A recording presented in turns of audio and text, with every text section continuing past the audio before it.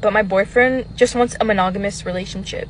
It's 2024. Expecting to be with one person for your entire life is like unreasonable.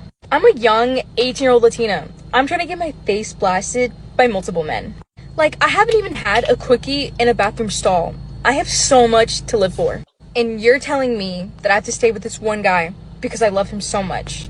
But there's literally guys out there with 13-inch meats waiting to destroy me. It would just be so unfortunate if I were to go my whole entire life without getting piped by at least 100 different people just to see who I like the most. So I want to be past. So wow, so this is where now women so young, 18 years old, that she has a desire to get face blasted by 100 guys and she's already in a relationship. Mm. Who funded whole culture and why? But before I get into it, let's hear what Candace Owens has to say. Lot on my podcast this year because I'm particularly interested in the spawn of the Hoe movement and recognizing that something very sinister obviously is going on, that people are intentionally being pushed, that it's really just an introduction to trying to desensitize us to pornography. And of course, what's at root of this, and today we talk about the minting of the slut walk in America, the slut walk, which between 2011 and 2015, people began marching and proudly reclaiming the word slut. And they did it based on really a lie about circumstances that happened in Toronto.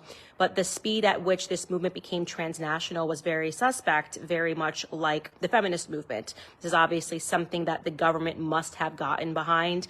And when you really look at Hoe Culture, who funds it, why we are promoting people, especially women, who are so crass, so demented, so disturbed, clearly, because what woman would want to speak like this publicly and be seen in this way and would be proud of that represents somebody that's obviously mentally disturbed.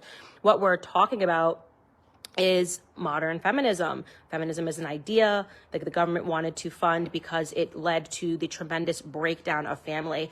And when you really look at what Hollywood loves and what all of these movements have in common, it is the breakdown of family, whether it's BLM stating on their charter that they want to destroy the nuclear family. Yes, because that benefits the government directly, right? A strong family unit is a threat to the government growing its power because good morals and values are placed on an individual that allows them to become individually great, right, in their own capacity because they're educated and they're guided by a moral philosophy that works for them to grow, to start in one place in life and end up in another place.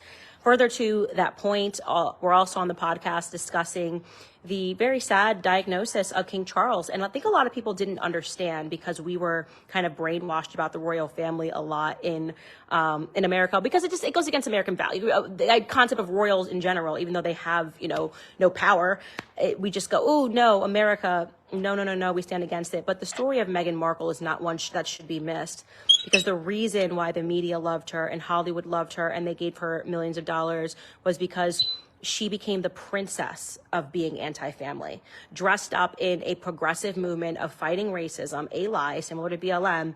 Her charter was destroying a nuclear family. Her charter was saying that, look what you can do. You can destroy relationships between mothers and fathers and, Kate Middleton taking she attacked the niece. She was 3 years old in a wedding in a book that her husband wrote, clearly telling him about the private conversation that they had, having him turn his back on his brother. I mean, that is just, brothers should not turn their backs on one another. That is not something that should ever be normalized. And a woman that comes into a family should want to make relationships in that family better, not worse, right? So she very much represented an idol for family disruption, and the media told you to we should support her because what she's really fighting is racism. No, she's promoting government policies and things that make it okay now for the next person that comes around and says, turn your back on your entire family, including your father, call him a racist so that you can pursue riches, because that's what matters more. So that's what today's episode is, among several topics that we talk about. I hope you guys enjoy it. And as always, we read your comments on YouTube particularly. I should start pulling comments from here as well. We know you are working hard, but who are you working for? I think it's pretty obvious that I have a contract with the Daily Wire. That's where my podcast is on. It's on YouTube. And my ideas are my own. That's it. You know, this is what I believe in. These are the things that I fight for. These are the things that I think principally will work.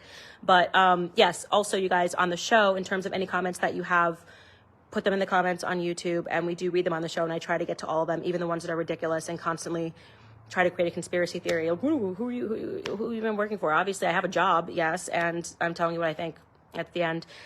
All right, guys, I will talk to you tomorrow. Thanks for all the support this year on the podcast. We've really been reaching a diverse audience. It's been people all over the world. I mean, a lot of Africans are watching the podcast now, Australians, Ireland. We randomly have a very strong group of people in Ireland that are watching the podcast. So yeah, I guess just thanks for supporting me throughout all these years. It's been a lot, learned a lot, and I'm only here because of you guys. So thanks. Talk to you tomorrow.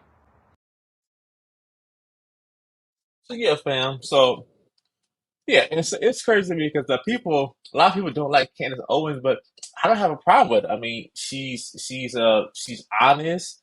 I mean, she has standards. I mean, and she say what she feel, and then she pretty much mean what she say, and yeah, and then like I don't have a problem with her, you know. So, but anyway, but definitely this whole culture is definitely being pushed on the women because they have a agenda, and that's what they want, and then they have the worst ones doing it because it's not by accident why they're pushing the people like what's the name of even though she was bad, what's the name of Cardi B, now they have Sexy Red, you know, and they have what's the name of the other lady that what's the name was said before, Omar Johnson, what's the name of that, Suki Hana, super slut, super hoe.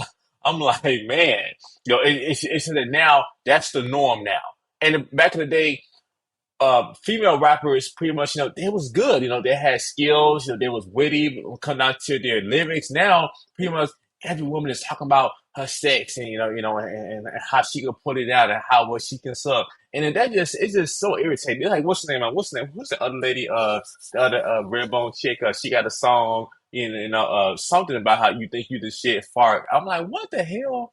Somebody actually made that into a song, you know, but it just shows how bad it is. So for the most part, you'll see a woman that she's showing off her body. Some of them are cute, some of them are not, but then they're just being over sexualized. It's just super right though. So yes, definitely this agenda is definitely being pushed on them. So yeah, so that's definitely how I feel about that. And let me know in the comments. So how do you all feel? Do you all feel that this sex agenda is being pushed on the masses for a reason, or do you all feel that that it just happened to be like that?